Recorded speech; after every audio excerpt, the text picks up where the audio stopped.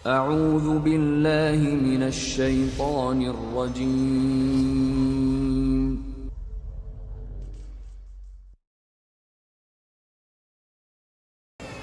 Ada makhluk teman-teman, namanya malaikat. Ada makhluk namanya jin. Dua makhluk ini kita nggak bisa lihat. Memang Allah rahasiakan, mata kita nggak bisa lihat. Tapi kita bisa rasakan keberadaannya. Saya kasih contoh. Kata Nabi Muhammad SAW, kalau seseorang di antara kalian mau tidur di malam hari, maka malaikat pendampingnya, kan kita didampingi oleh 3 malaikat ya. Ada malaikat pencatat amal baik, ada pencatat amal buruk, ada namanya malaikat hafadhah. Hafadhah ini menjaga. Jadi kalau orang mau jatuh nggak jadi, orang mau ini nggak jadi. Ini ada memang. Dia memperingatkan manusia. Ini yang malaikat hafadhah untuk mengimbangi ada namanya qarin, pendamping dari syaitan. Yang iblis memang minta sama Allah supaya setiap anak Adam didampingi oleh anak cucunya dia untuk nyesatin. Ini dua-duanya nggak kelihatan nih. Tapi lihat bagaimana Nabi menjelaskan kepada kita. Kata Nabi SAW, kalau seseorang di antara kalian mau tidur di malam hari, maka malaikat pendampingnya datang, syaitan pendampingnya datang. Lalu malaikat berkata, tutuplah hidupmu dengan kebaikan. Malaikat ini coba membuat dia ingat semua perbuatan baiknya hari itu. Sholat berjamaahnya, yang dia hadiri majelis ilmu. Jadi kalau teman-teman mau tidur malam, coba renungin sebentar, kita bisa ingat tuh. Kalau kita selalu teringat perbuatan baik tadi, itu dari malaikat penjaga kita. Dia berusaha membuat kita jadi ingat. Dan kata Nabi SAW, qarinnya, syaitannya akan mengatakan tutup hidupmu dengan keburukan.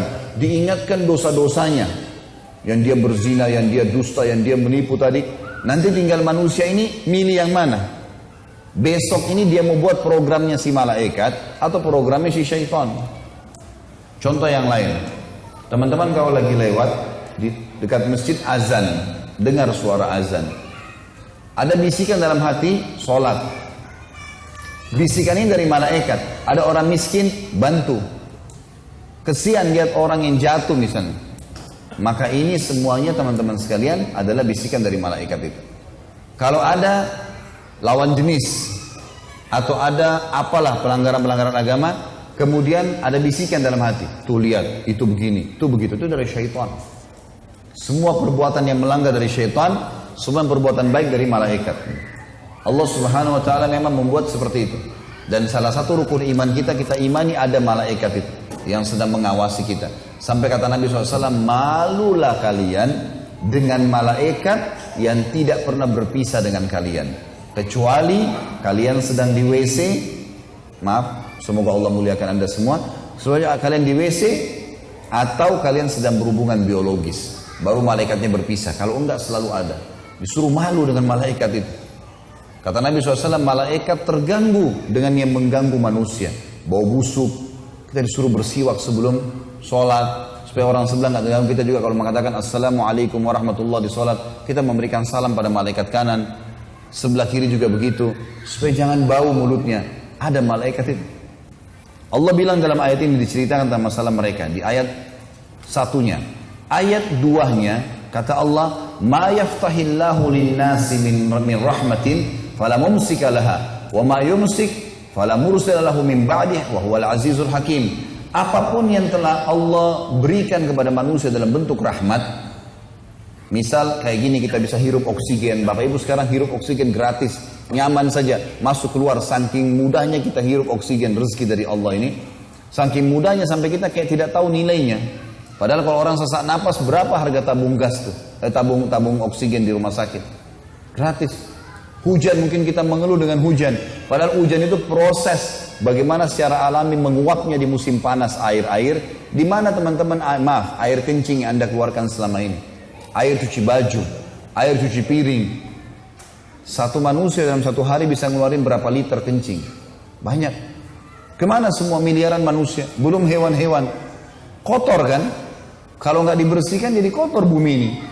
Allah dengan proses alami musim panas menarik semua, menguap air-air itu ditampung di awan, kemudian dengan hikmahnya diturunkan kembali sudah suci. Jadi awan itu filter. Makanya waktu turun hujan, Nabi SAW buka imamahnya, buka bajunya, sengaja kenain air. Kata beliau waktu ditanya, ya Rasulullah, kenapa Anda lakukan?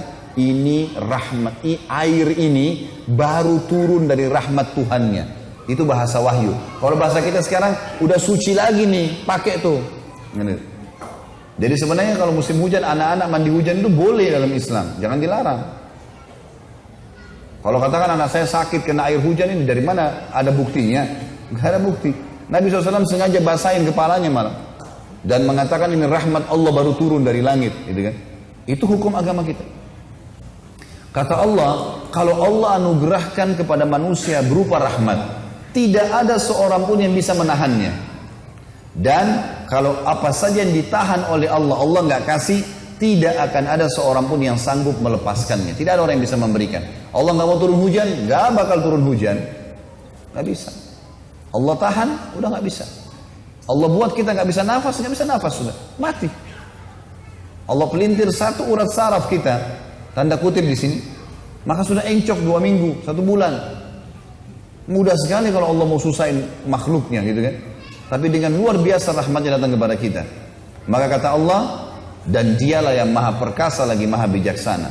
Ayat terakhir, ayat 3-nya, Allah berfirman, Ya ayyuhan nasu dzkuru ni'matallahi alaikum, hal min khaliqin ghairullahi yarzukukum minas sama'i wal ard, la ilaha illa huwa fa anna tu'fakun. Hai manusia, suku apapun dia, diajak ngomong sama sang pencipta Allah, karena kita semua sama dari keturunan Adam. Hai manusia, ingatlah akan nikmat Allah kepada kalian.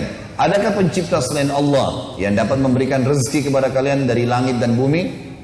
Tidak ada Tuhan selain Dia, maka mengapa kalian berpaling dari kebenaran ini?